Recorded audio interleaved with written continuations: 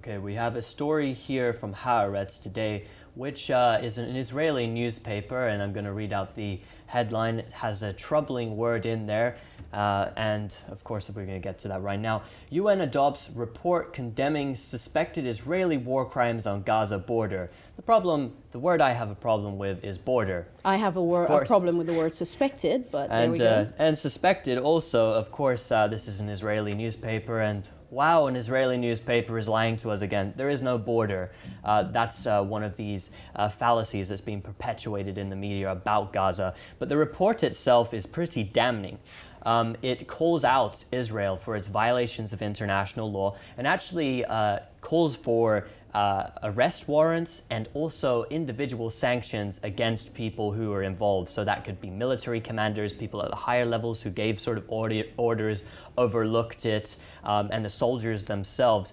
And then what has Israel done in response to this? Israel, in response to this, says, well, we're going to go into Gaza today, where just not too long ago, about an hour ago, it was confirmed by the Gaza Health Ministry that 2 Palestinians had been shot dead, an 18-year-old and a 29-year-old. 2 are in critical condition, 1 with a head wound, and 55 were injured with live ammunition. So Israel doesn't seem to be at all so clearly you this. get wrapped on the knuckles by the UN and you go off and pretty much say, we don't care, and we're going to repeat it. What's been the reaction on social media first, Robert? So we got a tweet here to begin with by Denis Cormier, who says, since virtually none of the people bashing the UN Human Rights Council report on Gaza protests have read the 242-page report or even been anywhere near Gaza, I suggest that they spend a few hours reading the report and then show a little humanity. We have another one here from Twitter, from John Hardy. John says, Israel will defy any authority. They literally believe they are above impunity. Who can answer how or why? Their guilt is obvious. And it's almost, I'm not quite sure if this is counterintuitive or how we should read into this, but the UK abstained in this crucial vote. They abstained, and actually there were statements put forth which basically gave us the notion that they were going to vote against this being adopted, this report being adopted by the Human Rights Council. However, they abstained, but then the criticisms have came forth evidently that why haven't they voted for this? This is a human rights report. They're talking about Hamas's involvement in the protest. If you read the report, it talks about Hamas involvement in the protest and how minuscule it is, and how 4 Israeli soldiers were injured. Keyword soldiers, and it's legal for the Palestinians to injure them, by the way, under international law, 4th Geneva Convention, international customary law. And 28,000 Palestinians have been injured in the last year. 270 plus have been murdered by Israeli snipers. And some of these stats, unfortunately, speak of a situation that's reached crisis points. Let's hope something happens with this report.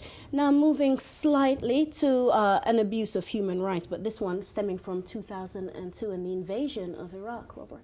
Yes, so we are on, a few days ago, it marked the 16th anniversary of the invasion of Iraq. And we have a headline here from The Hill, which says, Omar slams U.S. war in Iraq on anniversary of invasion.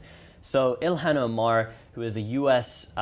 Elected official who has been in the headlines consistently over the past few months for her criticisms of Israel and her criticisms of the AIPAC lobby being called an anti-Semite. She's also gone head-to-head with hardline neocon Elliot Abrams and really given it to him. So she's been in the headlines constantly. Now she's came for basically Bush and Cheney. Now, 2 things about that. First of all, there was very little mainstream media coverage on the anniversary here. Perhaps people want to forget that we got it so terribly wrong. Secondly, Ilhan Omar herself has tweeted. What did she say? Yes, so Ilhan Omar had to weigh in. This is just one of many tweets, by the way. She had to say, we must hold accountable those who repeatedly lied in the run-up to the war. In October 2002, President Bush said that Saddam Hussein had a massive stockpile of biological weapons. It was a lie. And then we have a second tweet here, which shares a similar type of sentiment, but going into it, perhaps into the American population a bit more, from Black Lives Matter to Me, who says, Americans don't care about what happened to Iraq because Americans don't really view the rest of the world as human. Their lives don't matter. Ask a Republican from the Midwest if they would be okay with killing 10 million Saudis so that gas could be $1.50 a barrel, and they'd say yes. Of course, this is this person's opinion, but it's shared by many online if you're going to go and check this. And it just shows that today we have similar fates. We're still in Iraq, by the way. The West is still in Iraq. The United States still has soldiers in Iraq.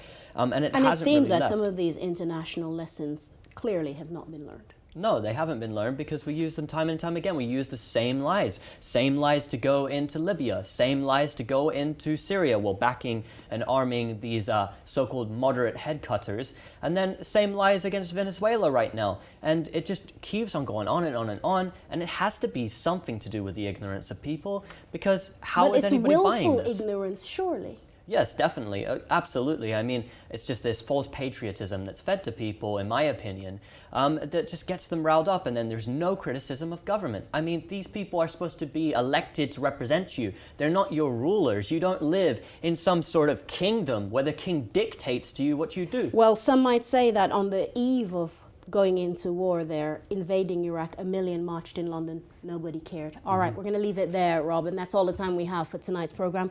And we want to see you right back here, same time, same place on Monday for more news from across Europe. From myself and the rest of the team in London, good evening.